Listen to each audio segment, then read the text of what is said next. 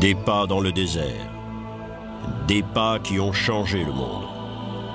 Il y a 2000 ans, un prédicateur juif ambulant apparaissait en Palestine. Il prêchait le renouveau et l'amour. Il serait exécuté, mais son message survivrait.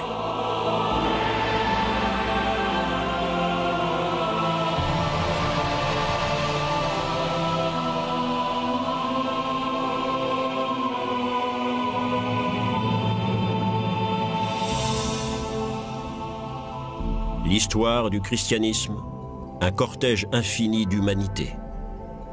Une route qui serpente à travers les siècles, pleine d'erreurs et de confusion, pleine de dévotion et de passion.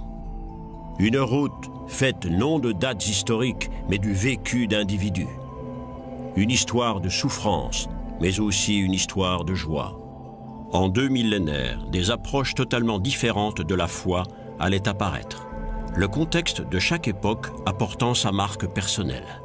Au cours des XVIe et XVIIe siècles, la découverte du Nouveau Monde entraînait la découverte d'anciennes civilisations en Amérique latine. Avec elle, des cultures et des croyances très différentes surgissaient loin de l'Europe.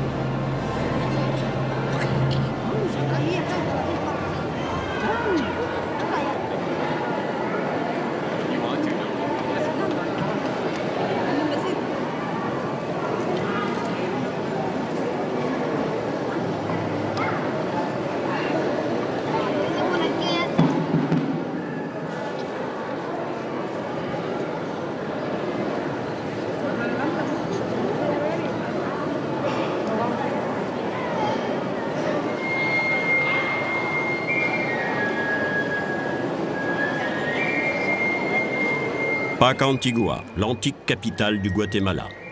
Approximativement 90% de la population est ici purement indienne. La présence du Christ est ici palpable. Il est, au sens profond du terme, dans la main des croyants.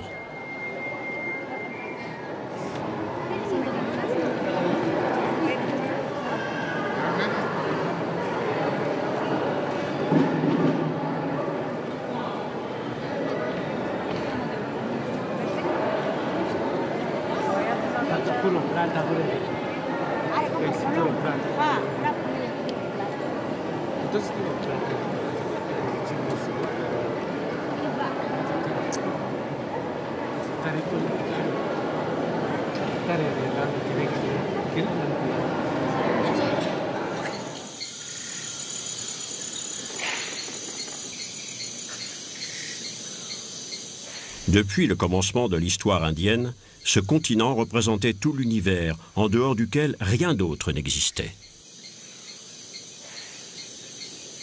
De hautes cultures indiennes y prospéraient qui adoraient leurs dieux dans des temples et des pyramides. Les restes de ces constructions sont aujourd'hui à demi submergés par la jungle.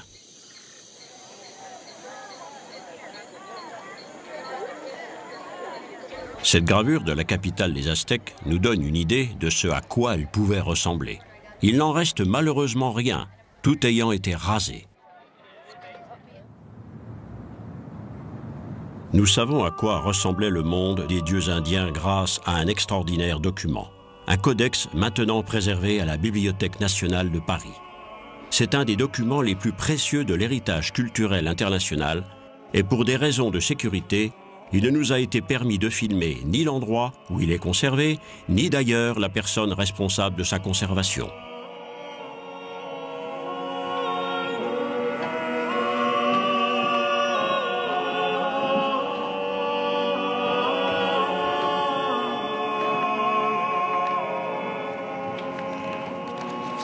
Si le codex appelé Telleriano Remensis est si extraordinaire, c'est qu'il remonte à une époque précédant la conquête espagnole.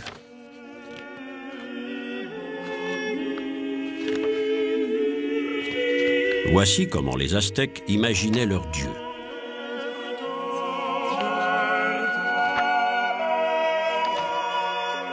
Les traces de leur histoire remontent à 1200 ans avant notre ère. À cette époque, les Aztèques étaient une insignifiante tribu de chasseurs plutôt primitifs qui vivaient comme des nomades. Ces empreintes de pas symbolisent leur errance. C'est alors qu'ils commençaient à supprimer d'autres tribus autochtones. Ils livraient moult batailles, construisaient des temples, faisaient des sacrifices humains dans le but d'utiliser le sang pour inciter le soleil affaibli à reprendre vigueur. Les sacrifices humains servaient à maintenir le cours de l'univers. Après s'être allié avec les tribus voisines, la dynastie aztèque dominait bientôt toute la péninsule du Mexique. Les Aztèques construisaient alors leur capitale sur une île du lac de Mexico. Ce document porte la date de 1503. Personne ne soupçonnait que déjà le destin et la chute du Mexique étaient en route à bord de navires qui s'avançaient à travers l'Atlantique. Et puis soudain, d'étranges créatures apparaissaient, comme venues d'une autre planète. Comme personne dans ces contrées n'avait jamais vu de chevaux auparavant, des armées entières s'enfuyaient à leur approche. Et puis des montagnes de cadavres et un homme barbu assis sur une sorte de trône. Qu'était-il arrivé? Nous connaissons l'histoire. En 1492, le marin génois Christophe Colomb quittait l'Espagne, espérant atteindre les Indes par la mer Océane. Naviguant plein ouest, il atterrissait finalement sur un groupe d'îles, les Bahamas. Au cours des voyages suivants, il découvrait toutes les îles importantes des Caraïbes, Cuba, Haïti, avant de finalement toucher l'Amérique centrale. Il n'atteindrait jamais les Indes, mais avait découvert un nouveau continent.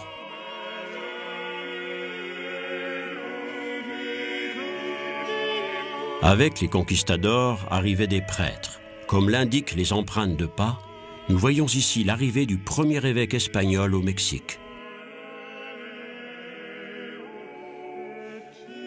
Les conversions obligatoires commençaient sous la garde de cavaliers en armes qui maintenaient le pouvoir du côté de la foi.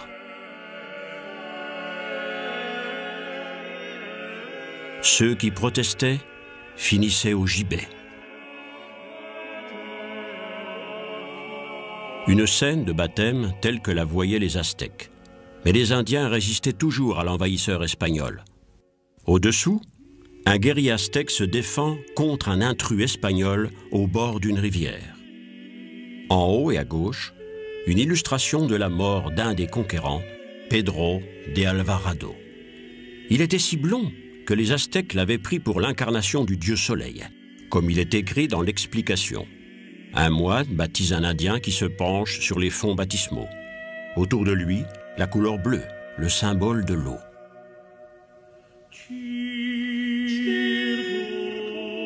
Qui était le baptisé? Et qui sont les baptisés d'aujourd'hui?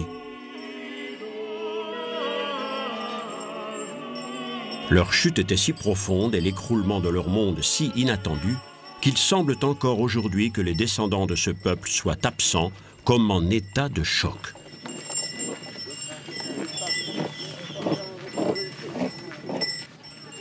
Que cachent leur embarrassant silence et leur visage inexpressif?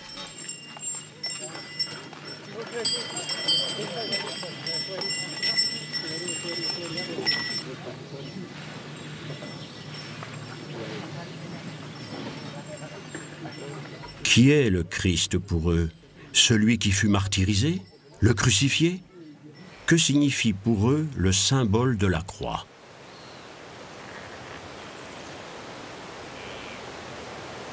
Sur une colline près de la ville de Chichicastenango, nous trouvons un antique site cultuel maya entouré de croix chrétiennes. Les deux religions se combinent ici. Sur une plateforme, une sorte d'autel, une statue en pierre d'un des dieux mayas.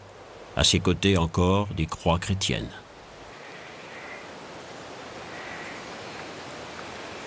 Comme nous nous approchions avec notre caméra, deux hommes qui brûlaient des offrandes s'étaient enfuis.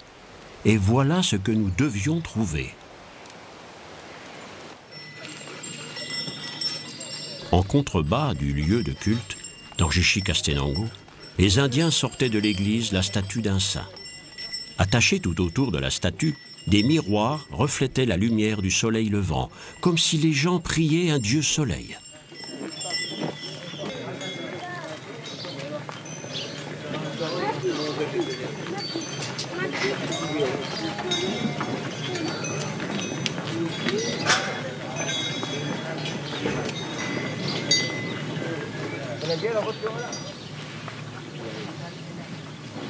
Adorait-il un ancien dieu ou le dieu des chrétiens?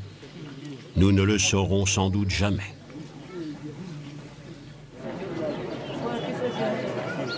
Puis, ils s'étaient rassemblés pour suivre la messe du matin dans l'église. À quelques pas de là, à l'extérieur, un homme faisait brûler une offrande.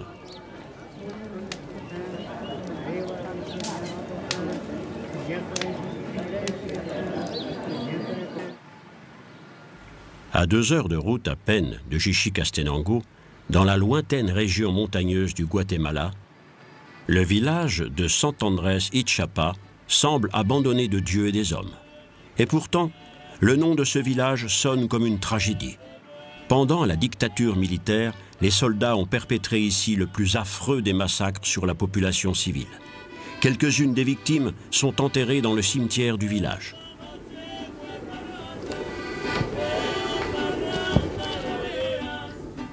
Ici, la population est presque à 100% purement indienne.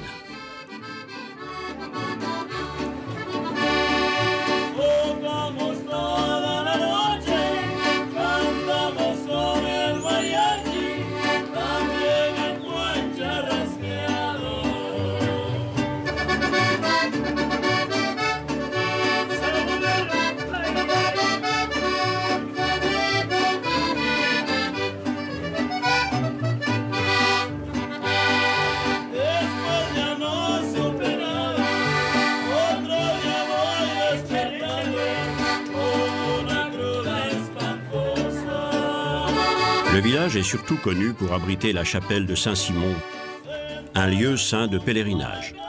Toutes les tavernes et les échoppes du village possèdent d'ailleurs leur image de Saint-Simon. Ce qui surprend le plus ici, c'est la multitude d'hôtels où sont posés des objets de culte, de petites statues, de ce qui semble être un ranchero espagnol, et encore et toujours le nom de Saint-Simon ou Maximone.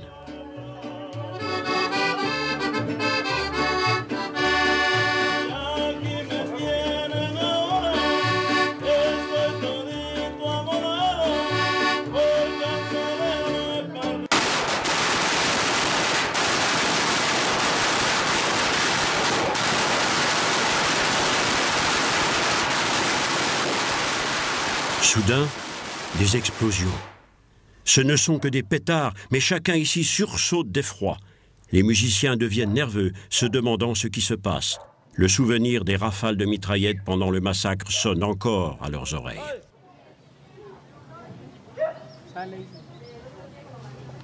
Les exactions des régimes militaires ont poussé de nombreux pays d'Amérique latine vers le développement de ce que l'on appelle l'Église de libération. Ce qui n'est pas difficile à comprendre dans un lieu comme San Andrés.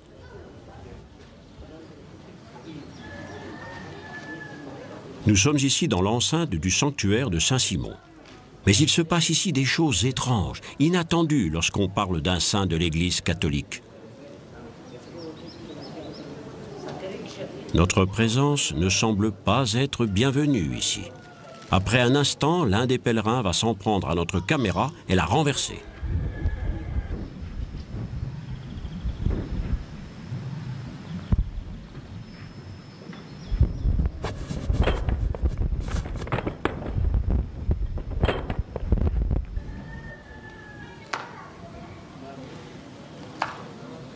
Cependant, comme certains des pèlerins prennent eux-mêmes des photos, les autres semblent vouloir nous accepter.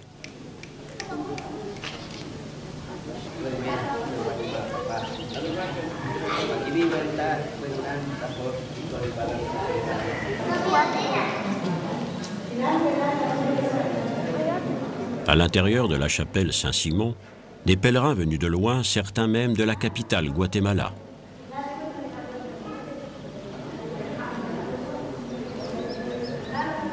Des cierges brûlent comme dans tous les sites de pèlerinage catholiques. La représentation du saint est un peu étrange. Cette poupée en celluloïd est vêtue comme un riche ranchero espagnol portant cravate, chapeau et canne. Sur ses genoux et dans sa main gauche, un rouleau de billets. Les femmes indiennes fument du tabac comme pour célébrer quelques rituels. Elles claquent des doigts pour attirer l'attention du saint.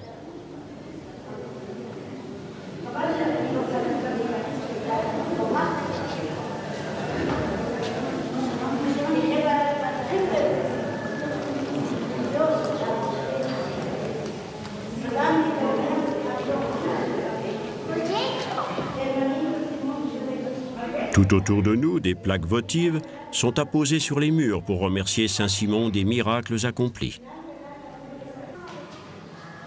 Mais le saint que l'on adore ici est en réalité une vieille déité indienne, Maximone. Les gens s'éloignent de lui à reculons.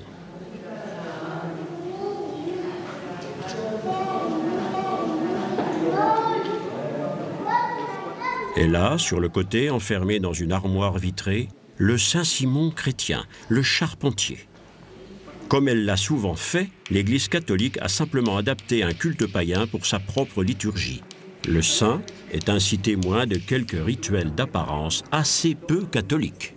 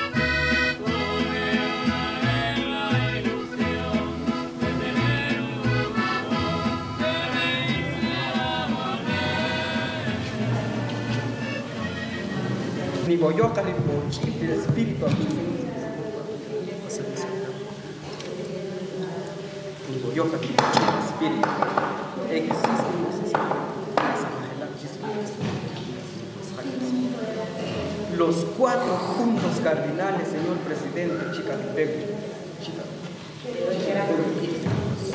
de pego, chica de saco, señor presidente, chica de pecado, pero camita na acompañar. Aukira San Simón, aukira San Simón, las dije que hay gatas que no milagro y aukira las dije que se San Simón. Los 4 puntos cardinales que a mí estaba acompañando los 3 espirituales. Tallar en fuerza y tallar en valor. Tabanaca pues romper la cadena, la señor presidente. Tabanaca pues romper la cadena, la señor presidente. Tremenda como un chetre.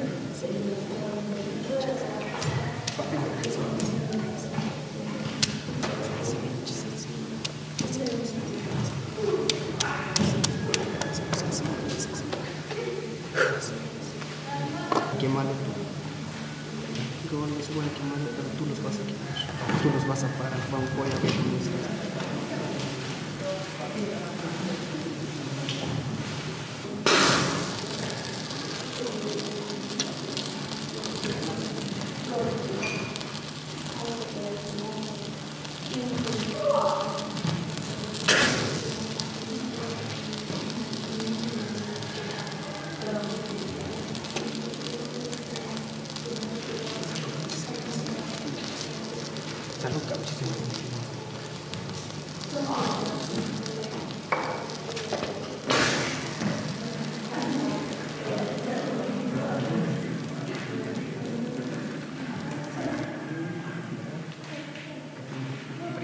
En guerra con el vecino, en guerra con el marido, me divorcé. À une dizaine de mètres à l'extérieur de la chapelle, un homme prêche l'évangile. Personne ne l'écoute. Il semble parler dans le vide. Son inébranlable dignité correspond exactement à ce que Jésus exigeait de ses disciples. El apóstol Santiago también dice: ¿y de dónde vienen las guerras y los pleitos dentro de nosotros? Il parle de discorde parmi les peuples et de guerre. La guerra no viene de allá de España, no viene de Grecia, no viene de por ahí de alguna otra nación. La guerra es de la comprensión mala de nosotros.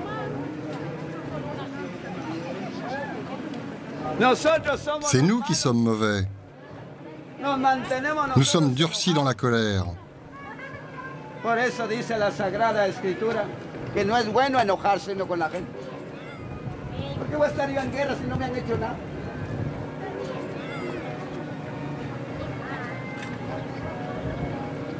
Bendito sea el nombre de Loué soit le nom de Jésus. Dios está en el cielo. L'Écriture sainte dit: Dieu est dans le ciel. Que estás en el cielo. No dice Padre nuestro que estás en el sótano, dice. No, que estás en el cielo. Ahora los religiosos pues tienen razón, están buscando las piedras, buscando los palos, buscando la escultura. Et Dieu n'est pas une poupée de celluloïd, ce n'est pas une simple marionnette, car Dieu est sacré. Pero Dios no es un muñeco. Dios es santo.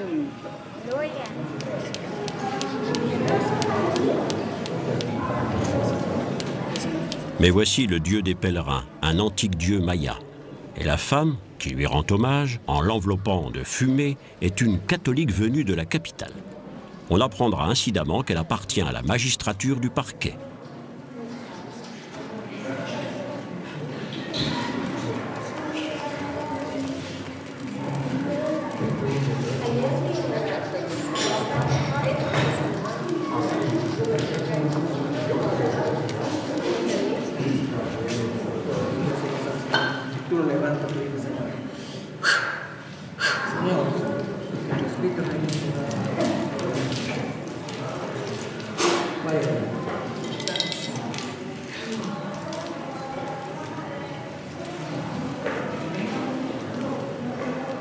Cet homme-là nous a semblé particulièrement intéressant.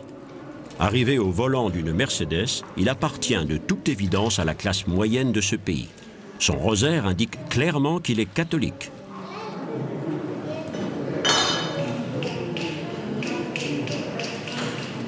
Mais ici, dans cette chapelle, il ne semble pas que le catholicisme ait simplement absorbé les rituels païens pour se les réapproprier comme ce fut le cas en d'autres temps pour Pâques, Noël ou le culte à la Vierge Marie.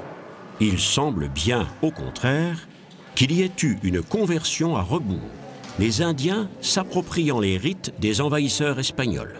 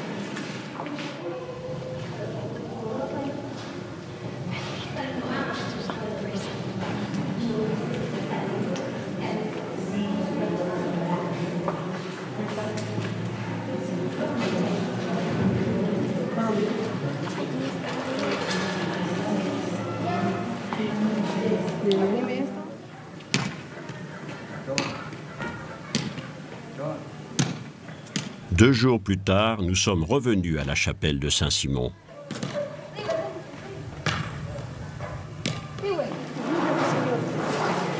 Un bus de pèlerins était arrivé. Une indienne, que les circonstances pourraient nous amener à appeler la gardienne du temple, exécutait des rituels purificateurs sur des femmes appartenant à la partie hispanisée de la population.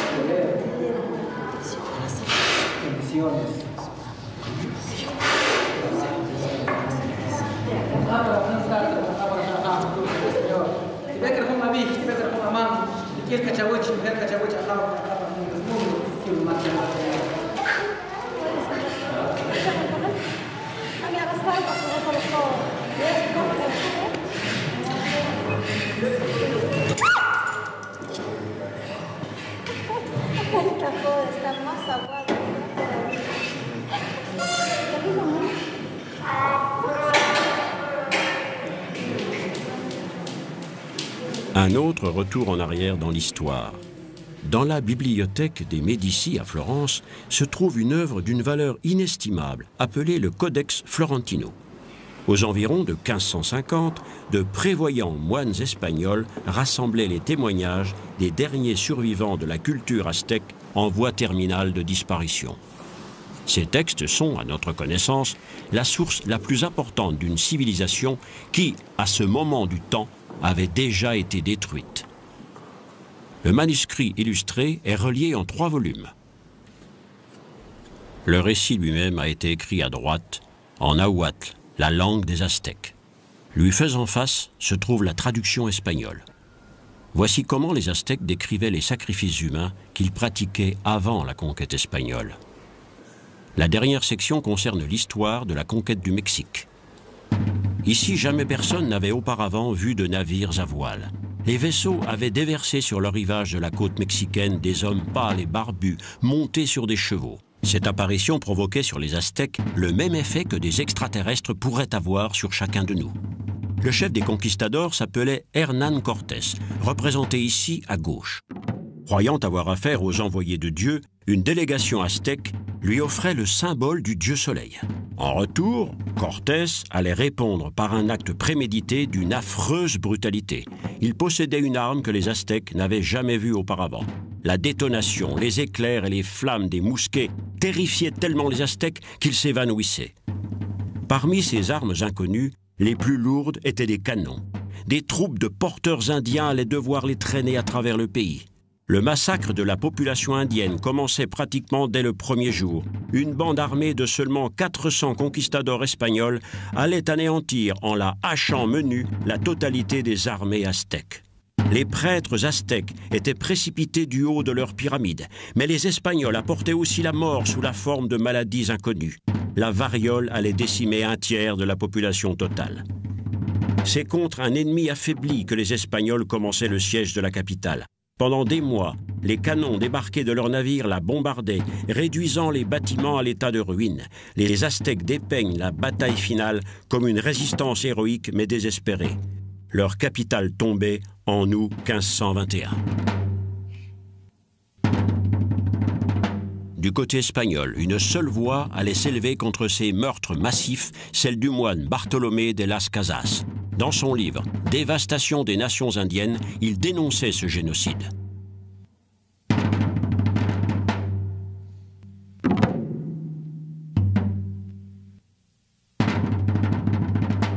Lors du débarquement des Espagnols, environ 500 000 Indiens peuplaient les Bahamas. À peine une génération plus tard, un bateau espagnol passait 3 ans à rechercher les derniers survivants.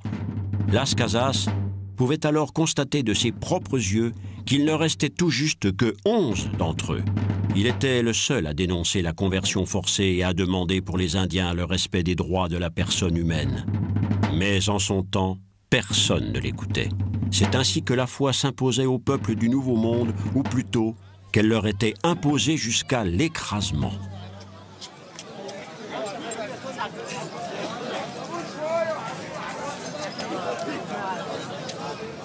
À peine 500 ans plus tard, Antigua se préparait à la grande procession pascale. Plusieurs jours étaient nécessaires pour disposer les tapis de fleurs sur lesquels marcheraient les porteurs de l'image du crucifié. Des dizaines de milliers de croyants envahissaient la ville.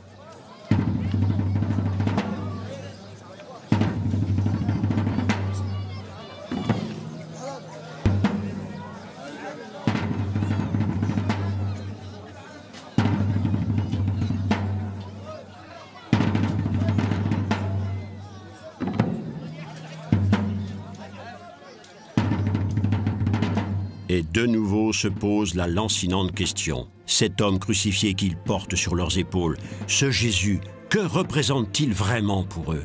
Et quel visage a exactement l'Église dans ce nouveau monde?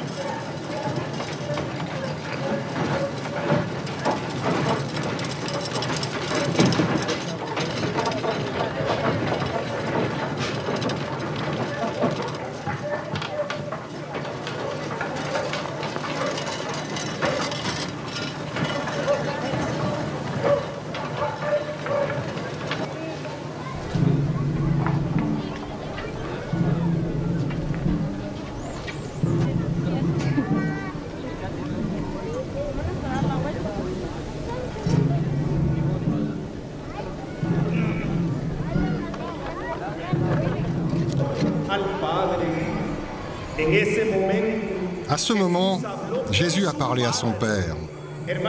Mes frères et mes sœurs, écoutez attentivement ce qu'il a dit. Père, je remets mon âme entre tes mains. Et Jésus a dit les mots que saint Matthieu et saint Marc ont transcrits dans leurs évangiles comme étant les derniers mots du Sauveur. Mon Dieu, pourquoi m'as-tu abandonné?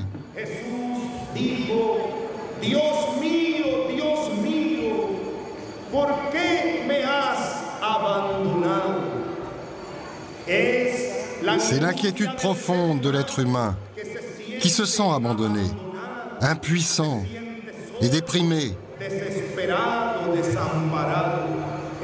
Mes frères et mes sœurs, peut-être ne comprenons-nous pas encore la signification précise de ces mots.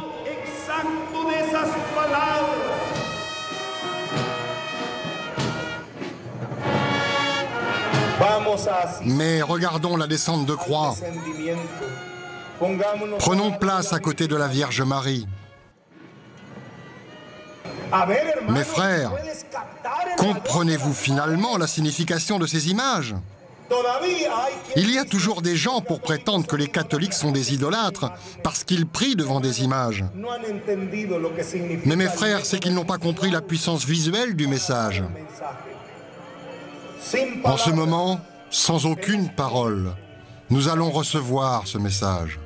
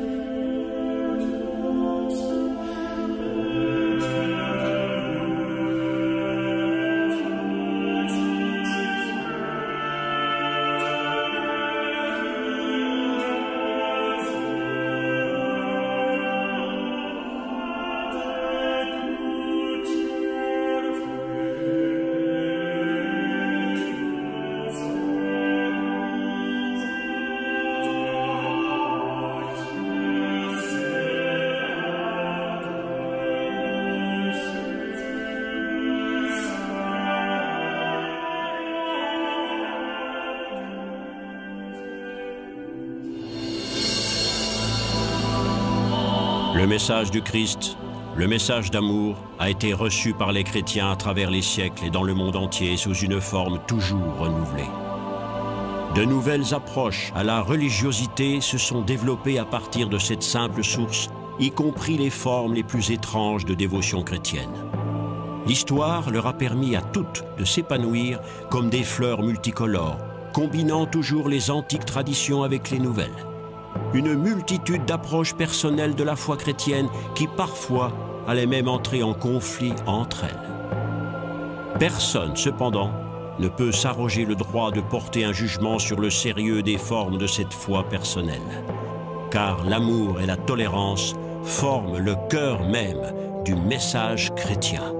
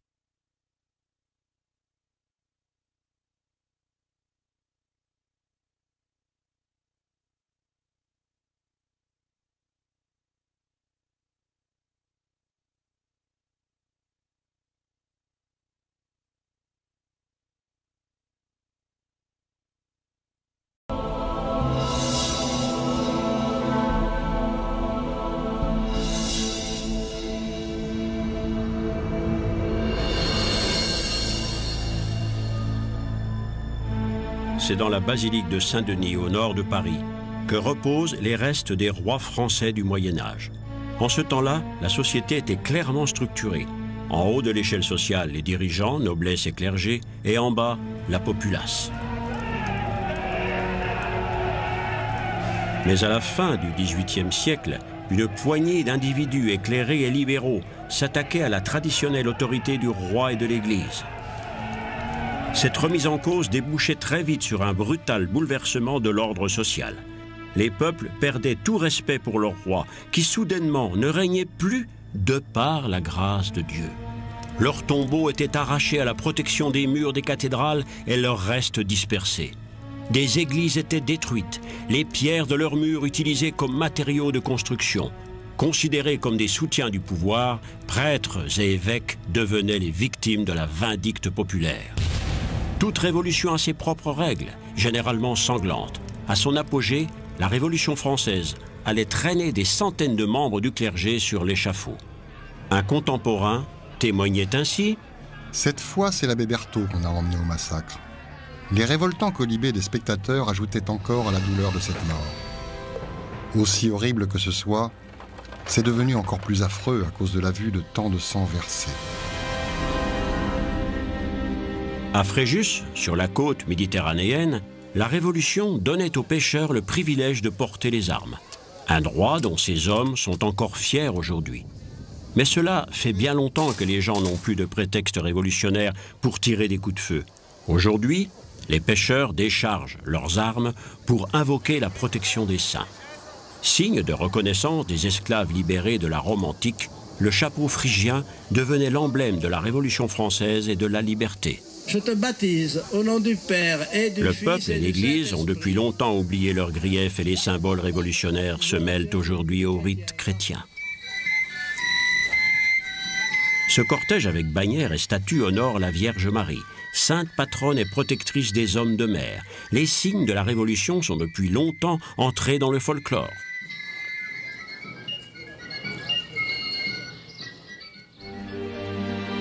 En cette fin du XVIIIe siècle, la ville provençale de Fréjus était au centre d'une paisible région. Mais la beauté de cette campagne du sud de la France est parfois bien trompeuse. À cette époque, cette terre avait bien du mal à nourrir sa population. Quittant ce havre de paix, un jeune homme de 17 ans se mettait en route pour rejoindre Paris. Il s'appelait Emmanuel Joseph Sieyès. Sieyès était le fils d'un petit et pauvre collecteur d'impôts. Son lot était celui de beaucoup d'autres enfants de familles nombreuses, une éducation sévère, frugale et sans espoir de recevoir jamais la moindre part d'héritage. Son chemin le menait donc directement de sa ville natale au séminaire et à la prêtrise à Paris. D'ici, il écrirait plus tard à son père « Cher père, vous m'avez envoyé dans cette voie. Soit je serai capable de m'en accommoder, soit je sombrerai. » Sieyès commençait ses études de théologie au séminaire Saint-Sulpice.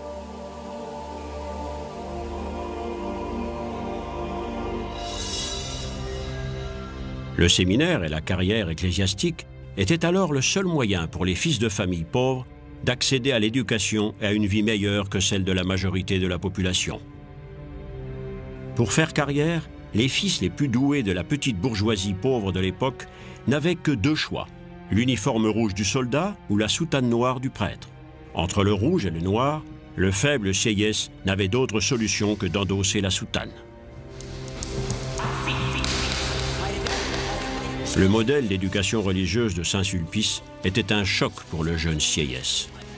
Cette éducation est un système inhumain dans lequel les éducateurs, se référant à quelques modèles malsains, mettent tous leurs efforts à accomplir leur mission en torturant moralement et physiquement leurs élèves.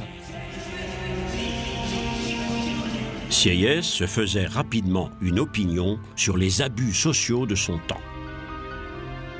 Se cherchant des maîtres à penser, il se plongeait secrètement dans l'étude des écrits des personnages les plus éclairés de son temps. Il lisait Diderot, pour qui toute croyance allant au-delà de la raison était superstition et dont les sévères critiques de l'Église catholique avaient des parfums d'athéisme. Ou Rousseau, qui s'opposait à toute forme de dogmatisme religieux. Les croyances traditionnelles étaient de plus en plus mises en doute. Intronisé prêtre, Sieyès était nommé vicaire général du diocèse de Chartres, un des plus vieux centres catholiques du nord de la France.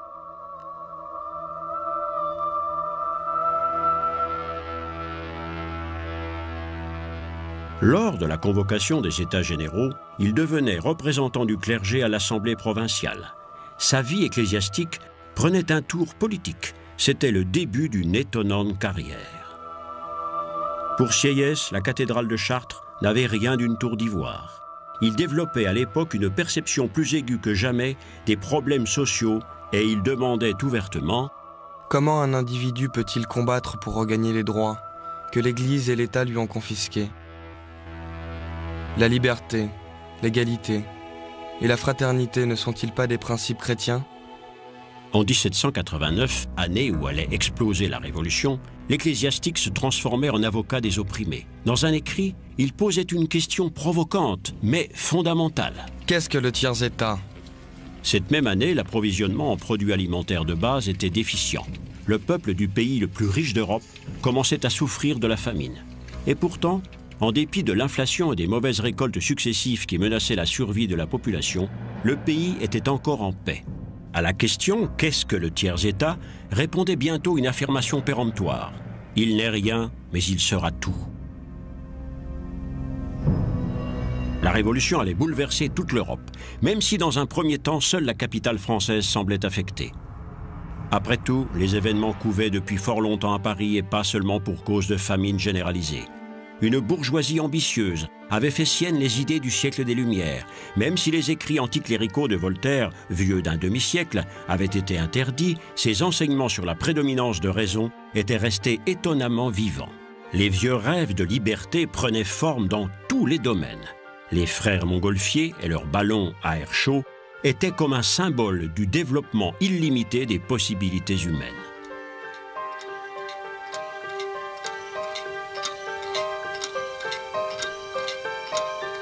Les temps étaient mûrs pour le changement. Les raisons ne manquaient pas de se battre pour une vie meilleure et un ordre social plus juste dans la France pré-révolutionnaire. L'aristocratie se prélassait dans ses salons, oublieuse des problèmes et de la pauvreté du peuple. Le luxe des réalisations les plus modernes, les nouvelles inventions, les trésors artistiques et culturels n'étaient accessibles qu'à un petit pourcent de la population. Et cette classe privilégiée, dans la splendeur réservée de ses châteaux et jardins, avait échoué à percevoir qu'une nouvelle ère s'était levée depuis longtemps. À Versailles, en dépit de la crise financière, les aristocrates continuaient à vivre comme ils l'avaient toujours fait. La pompe royale et la gabegie dévoraient 1/10 du revenu national annuel. Tous ces gens vivaient à crédit. La moitié du budget de l'État était employée à servir le seul intérêt de la dette. L'État était en faillite.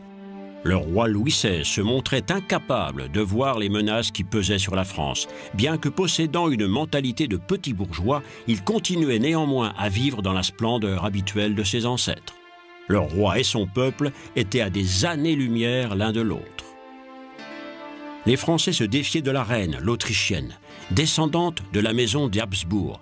Ils considéraient qu'elle était vaniteuse et dispendieuse. Elle ne comprendrait jamais pourquoi il lui faudrait payer chèrement pour cette vie luxueuse. Marie-Antoinette mourait comme son mari sous la guillotine.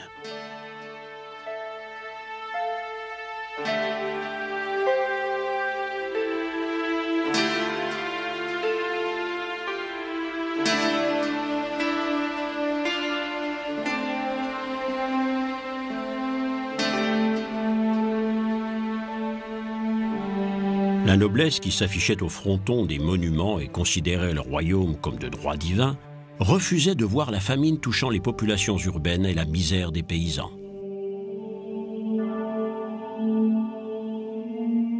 Selon une rumeur, la reine, entendant les paysans réclamer du pain, aurait cyniquement fait cette remarque. « S'ils n'ont pas de pain, qu'ils mangent de la brioche !» Vivant dans des conditions difficiles auprès du petit peuple, les prêtres du bas clergé n'avaient aucun contact avec les hauts dignitaires de l'Église, proches de la noblesse, et qui prenaient le parti du roi. Comme beaucoup d'autres prêtres de même condition, l'abbé Sieyès prenait ses distances d'avec cette Église des puissants. Il abandonnait ses charges ecclésiastiques et se mettait au service de quelque chose de plus grand, la Révolution. Lors du serment du jeu de paume à Versailles, un nom passait presque inaperçu parmi celui de tous les signataires, celui de Robespierre. Et pourtant, cet homme allait bientôt semer la crainte et la terreur dans le pays, y compris parmi les partisans de la Révolution. Mais beaucoup d'ecclésiastiques révolutionnaires continuaient de croire à l'avènement d'un monde meilleur.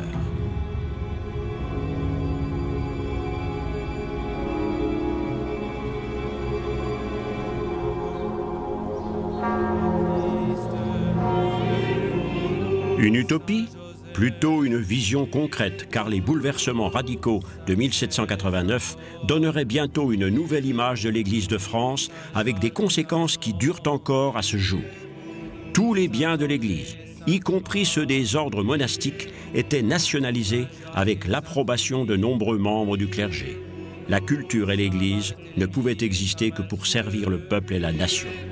Telle était la révolution constitutionnelle radicale pour laquelle il luttait. Dans la rue, les choses empiraient.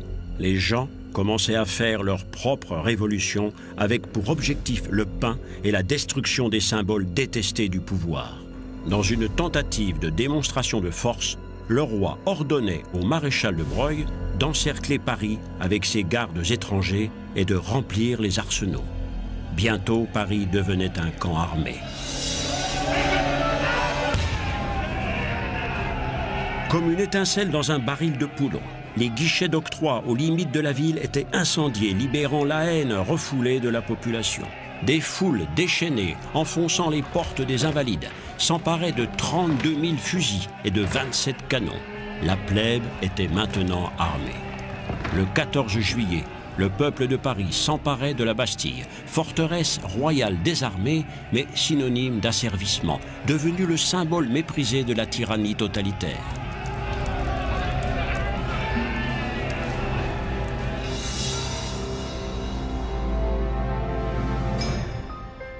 Parmi les centaines de milliers de précieux volumes de toutes époques conservés à la Bibliothèque nationale à Paris, se trouve le document le plus significatif de la Révolution, la Déclaration des droits de l'homme, datée du 26 août 1789. les représentants du peuple français, constitués en Assemblée nationale, considèrent que l'ignorance, l'oubli ou le mépris des droits de l'homme sont les seules causes des malheurs publics et de la corruption des gouvernements. Soutenu par de nombreux membres du clergé et particulièrement l'abbé Sieyès, qui en était partiellement l'auteur, le préambule à la Déclaration des droits de l'homme énonçait sans équivoque les enjeux du mouvement.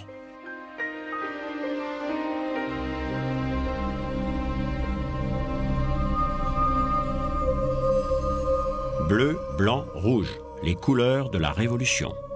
Le général Lafayette disait aux représentants « Je vous donne une cocarde qui voyagera dans le monde entier ». Les mots du général allaient devenir réalité. Lafayette, le commandant de la garde nationale, s'était battu aux côtés des Américains dans leur révolution contre les Britanniques en 1777. Il allait aussi être une des figures emblématiques lors de la grande célébration du premier anniversaire du 14 juillet. C'est là qu'il faisait serment de fidélité à la liberté, à la Constitution et à la loi, serment que le roi allait également devoir prononcer en ce 14 juillet 1790 sur le Champ de Mars. Le triomphe de cette nouvelle ère se reflétait aussi dans la nouvelle architecture. Comme si tout avait sa source dans l'Antiquité, l'art tirait maintenant son inspiration du monde hellénistique. La loi de la République était donnée à la France par Pallas Athéna. Enveloppée de sa grâce antique, la figure allégorique de la politique apparaissait avec les nouvelles tables de la loi faites de philosophie pure, le volet économique étant symbolisé par la corne d'abondance, promesse de la Révolution. La cérémonie empruntait également au christianisme et l'œil de Dieu devenait maintenant l'œil de raison. L'art devenait la passerelle de toute l'humanité et la liberté, coiffée du chapeau d'un esclave romain libéré devant une pyramide, l'aube d'une nouvelle ère. On trouve encore les restes de monuments révolutionnaires dans le parc Monceau à Paris. La pyramide représente la sainte montagne du souvenir, un symbole du rattachement à la culture de l'Antiquité.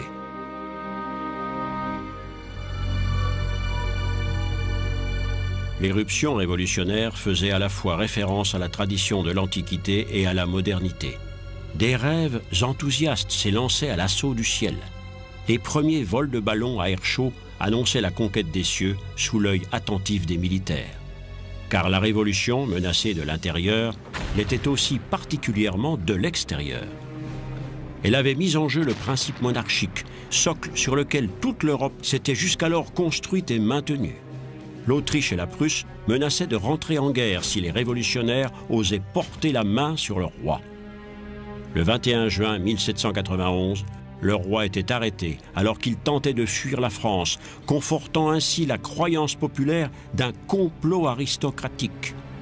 Certains demandant qu'il soit jugé pour haute trahison, les relations avec l'étranger atteignaient un seuil critique. En Grande-Bretagne, en Espagne, en Prusse et en Autriche, les gouvernements s'organisaient pour combattre la Révolution. Mais après 2 années de désordre, l'armée française était dans un état pitoyable. La moitié des officiers avaient émigré, beaucoup étaient passés à l'ennemi. Avec le recrutement de nouveaux soldats dans toutes les couches de la société, l'Europe voyait se constituer la première armée patriotique nationale. Les volontaires marseillais arrivaient à Paris au rythme d'un chant guerrier qui deviendrait l'hymne national français, la Marseillaise. Le souffle révolutionnaire se propagerait partout en Europe au son de cette mélodie.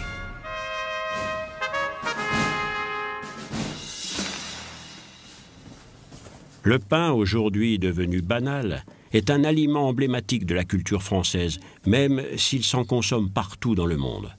Mais c'est ce pain qui, il y a 200 ans, était à l'origine d'une révolution populaire dont les effets allaient se propager dans le monde entier. Avant la Révolution, l'homme du peuple consacrait 90% de son salaire pour acheter ce pain, base de son alimentation. On comprend que la pénurie de farine ait poussé les gens au désespoir. Pendant les journées révolutionnaires, ce pain allait donner naissance à un célèbre slogan. Le 5 octobre 1789, la population en armes ramenait le roi et sa famille de Versailles à Paris en criant Nous ne manquerons plus de pain. Nous ramenons le boulanger, la boulangère et le petit mitron. » Accusé de haute trahison, Louis XVI quittait Versailles sous bonne escorte pour ne plus jamais y revenir. Le roi était maintenant devenu le symbole de la contre-révolution. N'était-il pas celui qui tirait toutes les ficelles d'une société de marionnettes? Cardinaux, ministres, nobles, officiers, fonctionnaires, tous étouffaient l'arbre de la liberté, moissonnant les fruits du travail du peuple.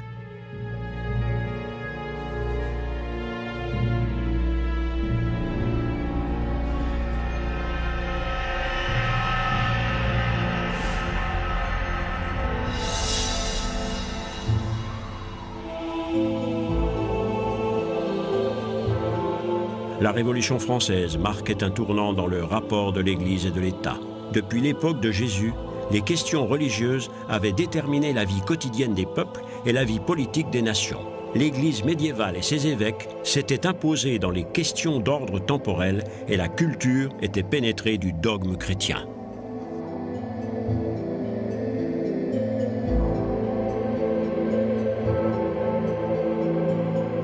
Mais à l'aube de l'ère moderne, les peuples commençaient à mettre en cause l'influence de l'Église. En lieu et place du message chrétien et d'une profonde piété, 3 mots marquaient maintenant la compréhension populaire de l'État. 3 mots qui valaient la peine qu'on se batte pour eux. Égalité, fraternité et liberté.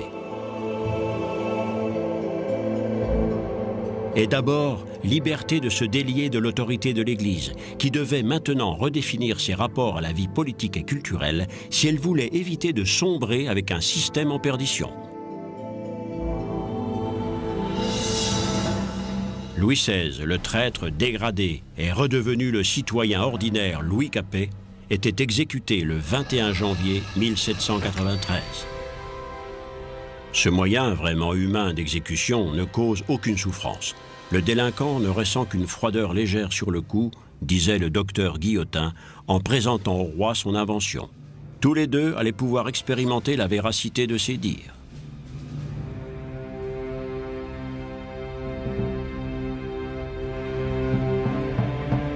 Pour une grande partie de la population, la reine Marie-Antoinette était le vampire de la France. Elle était incarcérée à la conciergerie, principale prison de la Révolution que l'on appelait l'antichambre de la guillotine. Marie-Antoinette, soupçonnée de comploter avec les puissances étrangères, était elle aussi condamnée à la peine de mort.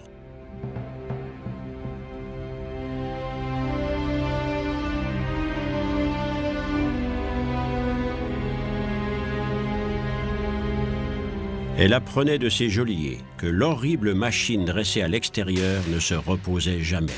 Le terrible couperet de la violence était en mouvement perpétuel. Son acte d'accusation commençait par ces mots. Sans aucun doute, depuis son arrivée en France, Marie-Antoinette a été le fléau et la sangsue de la France. Les preuves de haute trahison étaient minces, mais le verdict certain dès le début de son procès. Avant de quitter sa cellule, Marie-Antoinette écrivait ces derniers mots. « Je ne peux attendre aucun réconfort spirituel alors que j'ignore s'il existe toujours des prêtres de cette religion. Je pardonne à tous mes ennemis le chagrin qu'ils m'ont causé. Je meurs dans la religion catholique, apostolique et romaine, la foi de mes pères dans laquelle j'ai été élevée et que j'ai toujours professée. J'embrasse mes pauvres enfants. Mon Dieu, comme il est déchirant de les laisser pour toujours. Adieu. Adieu. » Après lecture de la sentence, on lui liait les mains, bien qu'elle ait demandé qu'il lui soit permis de marcher sans les faire. Ses cheveux étaient brutalement coupés et on l'emmenait avec une corde autour du cou.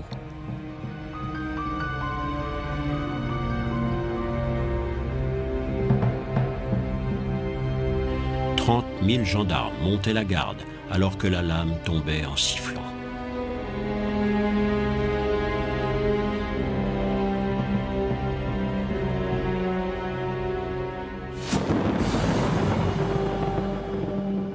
Tous n'étaient plus égaux devant Dieu, mais devant la guillotine. Devant leur refus de prêter serment à la Constitution, les radicaux, emmenés par Robespierre, considéraient maintenant le clergé comme autant d'ennemis. Sieyès, prudent, disparaissait. La Révolution dévorait ses enfants. Danton, ministre de la Justice, était le grand ordonnateur des meurtres. Le parlementaire Jean Marat inventait le slogan « Nous ne devons laisser derrière nous que du sang et des cadavres ». L'église du Panthéon, construite sous Louis XV, devenait un temple en hommage aux grands hommes de la patrie.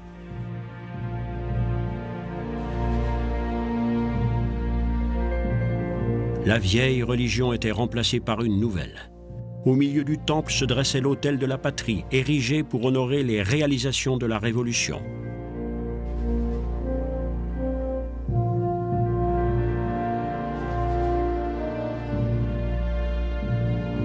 Les nouveaux saints du culte de la raison étaient les grands philosophes de l'époque des Lumières, ceux qui avaient développé l'idée de liberté. Le premier d'entre eux était Voltaire. C'est ici qu'est enterré le pourfendeur du pouvoir ecclésiastique, le combattant de la tolérance. Voltaire, écrivain, historien, philosophe, permettait à l'esprit humain de se libérer des liens d'une tradition obtuse. La tombe de Rousseau, autre grand penseur du siècle des Lumières. Comme Voltaire, il disparaissait plus d'une décennie avant la Révolution. Rousseau rêvait d'une nation dans laquelle les droits de l'individu seraient à égalité avec les droits de la communauté. Il considérait la condition naturelle de l'humanité comme propice au bonheur, les causes de sa déchéance s'appelant l'État, la culture et la propriété. Ayant grandi en Suisse, fils d'un horloger huguenot et d'une genevoise calviniste, il s'enfuit en France à l'âge de 16 ans.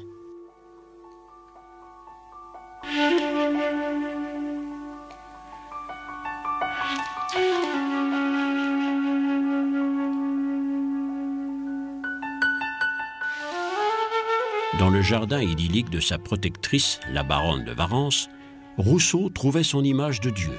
À la place du Christ, il plaçait un Dieu qui pourrait être éprouvé par l'observation de la nature. Rechercher la plus grande intimité possible avec la nature devait donc être la tâche assignée à toute éducation et à chaque religion.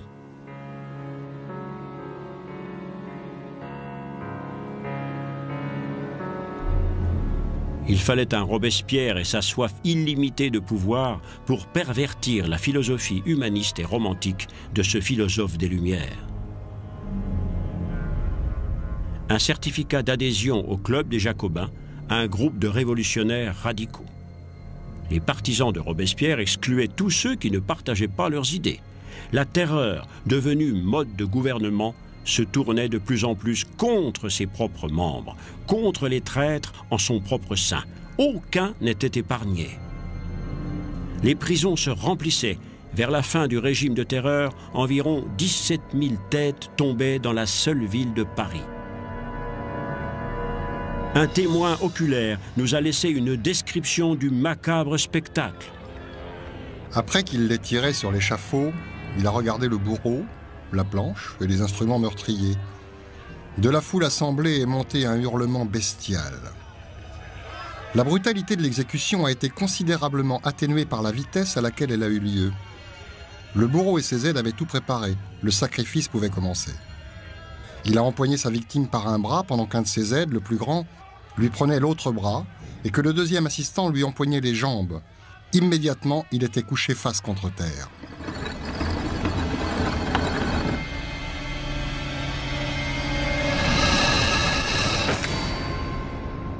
Une fois la tête tranchée, le corps tout habillé a été jeté sur une charrette où tout était inondé de sang. Et cela a continué sans arrêt. Quelle horrible boucherie!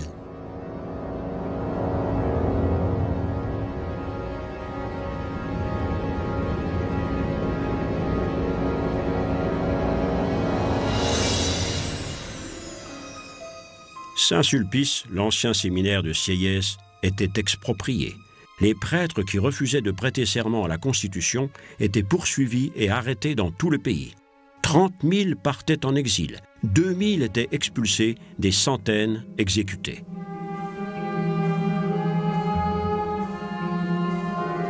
Sous Robespierre, la religion devenait ordonnancement du gouvernement. le despote se transformait en saint d'une église qui n'avait d'autre Dieu que la raison. Le couvent de l'ordre des Carmélites était reconverti en prison en 1792. Ce lieu allait être le théâtre d'un meurtre massif, dont les traces sont toujours visibles à ce jour. Ici reposent les dépouilles terrestres de 150 prêtres. Le massacre qui avait lieu derrière les murs du cloître durerait 3 heures. La violence aveugle au nom de la Révolution. Les crânes et les os témoignent de la rage des meurtriers.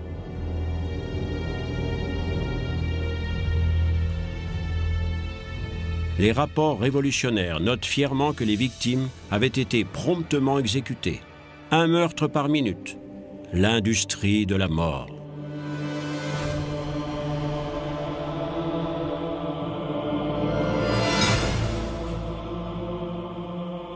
Les murs du couvent portent encore les plaies de ce meurtre massif.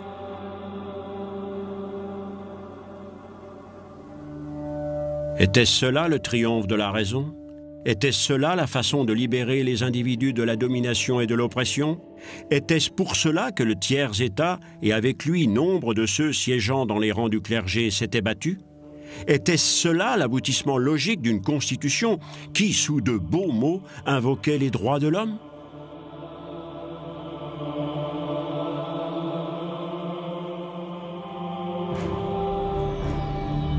Nichée au centre de la France, la petite ville de Cluny était depuis le Xe siècle le centre florissant du catholicisme français.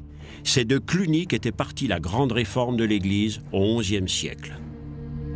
Là se dressait le plus grand ensemble de bâtiments religieux du monde occidental.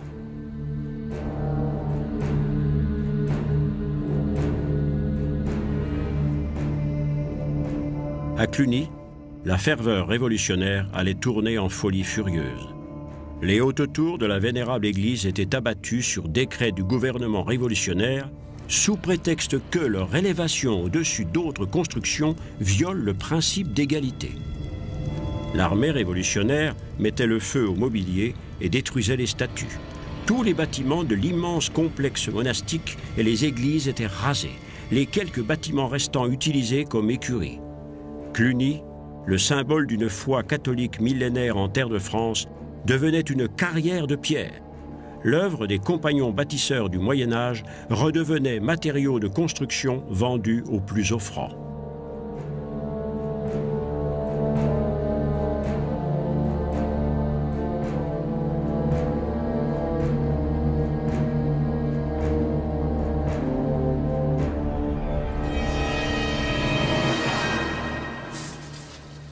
Dans les archives municipales des plus petits villages français, on trouve encore des documents témoignant d'un extraordinaire développement pour la société de cette fin du XVIIIe siècle.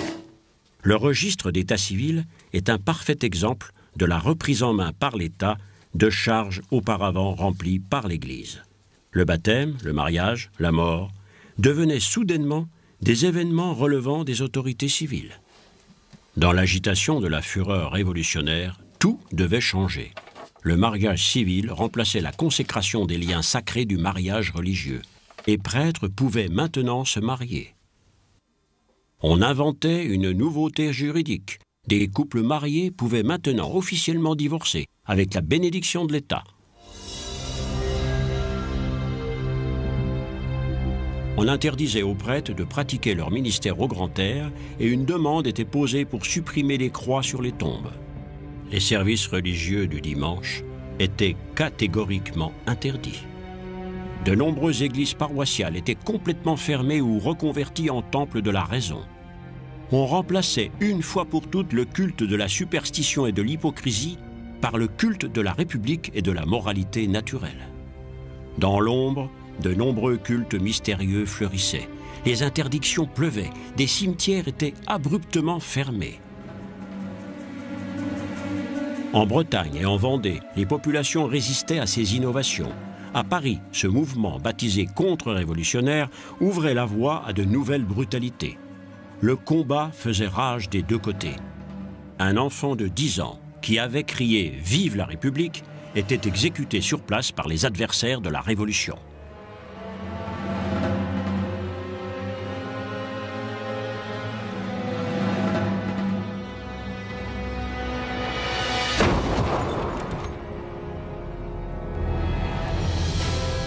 Qui était la victime? Qui était le criminel? Tous étaient à la fois meurtriers et martyrs.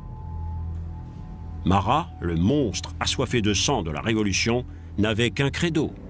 Pour le maintien de l'ordre public, 200 000 têtes vont devoir tomber.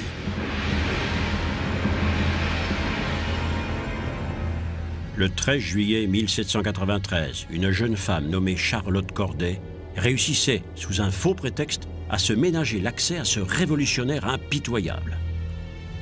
Marat, souffrant d'une maladie de peau, passait la plupart de son temps dans son bain. C'est donc là qu'il recevait la jeune femme. Charlotte Corday lui enfonçait un couteau dans la poitrine. Marat, la bête immonde, était morte.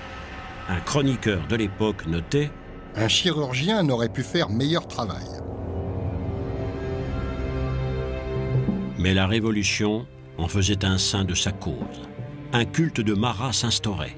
Des monuments, des hôtels même, étaient érigés en son honneur. 29 villes prenaient son nom, que l'on donnait aussi aux enfants nouveau-nés. Son cœur embaumé était exposé dans une urne comme une relique. L'art drapait les réalisations de la Révolution de la noble parure de l'histoire antique. L'an 1 d'une nouvelle ère était célébré par des plaques commémoratives. Le personnage allégorique de la Révolution, saint et puissant comme Hercule, pourfendait l'ange noir de l'obscurantisme, la vieille religion. Les illusions d'un jour naissant.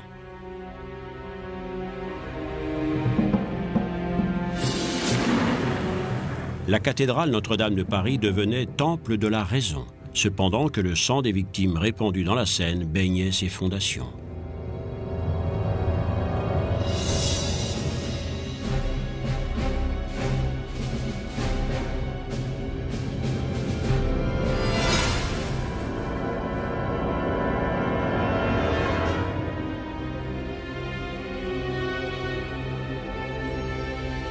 Les pierres tombales du cimetière de Picpus ressemblent à un annuaire de la société de cette fin du XVIIIe siècle, toutes les classes de la société s'y côtoyant dans un même silence interrogateur.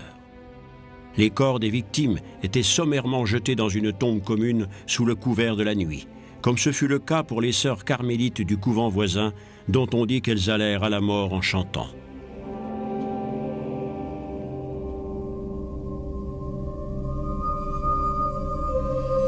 Cette chapelle est un lieu de recueillement en souvenir des victimes de la Révolution. Les sœurs de l'ordre de l'adoration de Christ y prient toujours chaque jour pour les exécuter, aussi bien que pour leurs bourreaux. Un lieu de méditation, mais aussi de pardon. Mais en fin de compte, quelle raison y avait-il à cet éclat de violence sans égal, au cours duquel des artisans et des aristocrates, des prêtres et des princes, des citoyens et des pauvres, des enfants et des femmes allaient périr en victimes? Ce nettoyage radical était-il la seule voie permettant à la République de survivre? Était-ce la résultante d'un amour fanatique du pouvoir? Était-ce de la paranoïa ou confusion de la justice avec la terreur? Ou était-ce simplement une crise de folie sadique? À toutes ces questions, les nonnes de Picpus répondent par la prière. Mais la Révolution tirait à sa fin. Danton, qui avait fait exécuter des milliers de personnes, montait lui-même sur l'échafaud, suivi de peu par ses acolytes, dont le plus célèbre d'entre eux, Robespierre lui-même. La mortelle machine de la Révolution était reléguée sur les étagères d'un placard de l'histoire. Mais les effets de la terreur sur l'âme humaine allaient continuer quelque temps de propager d'étranges ondes concentriques. Les rapports font état de danses solennelles. Des femmes qui avaient perdu des parents sous la guillotine exécutaient de prétendues danses des victimes pour perpétuer le souvenir et célébrer leur propre survie. Une macabre danse funèbre.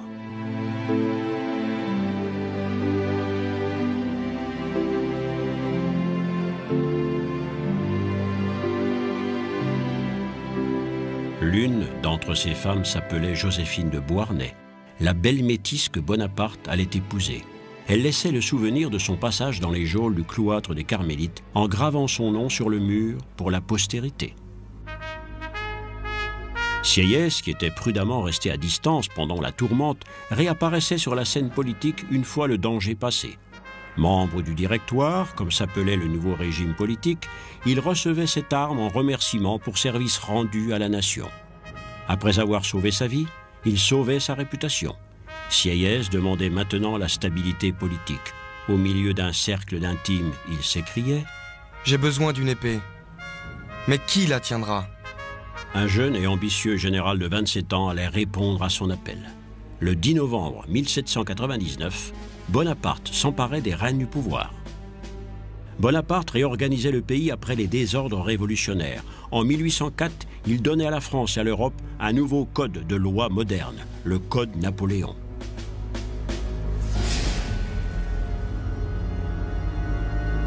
Il faisait également la paix avec la religion en signant un concordat avec l'Église catholique. Le catholicisme était reconnu religion de la majorité du peuple français, mais la séparation de l'Église et de l'État n'était pas remise en cause. En se faisant couronner empereur par le pape, Bonaparte devenait Napoléon et soldait la Révolution. La guerre civile était finie, mais la guerre avec de nombreuses nations européennes continuait à l'extérieur. Avec les horreurs de la guerre, les soldats apportaient également les idées d'égalité et de fraternité. Quant à la liberté, elle allait, comme souvent dans l'histoire, passer à la trappe sous le règne de Napoléon. À son apogée, l'énorme empire s'étendrait de l'Espagne à la Russie, de la Baltique à l'Italie. Conquis par la force, il ne pourrait être maintenu, mais les valeurs qu'il avait apportées ne se retireraient pas avec lui. Joseph Sieyès avait traversé une période de violents bouleversements. Il avait vu naître le règne du pouvoir de la raison dont les vagissements avaient profondément secoué la tradition ecclésiastique.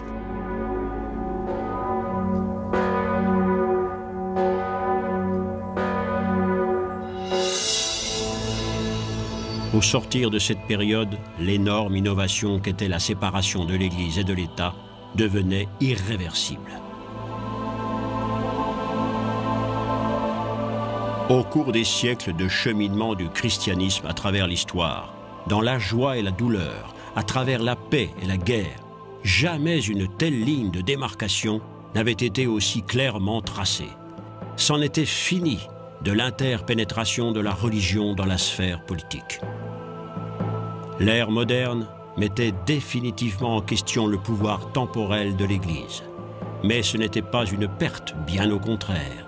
Ce faisant, le christianisme retrouvait enfin la possibilité de se concentrer librement sur le message du Christ.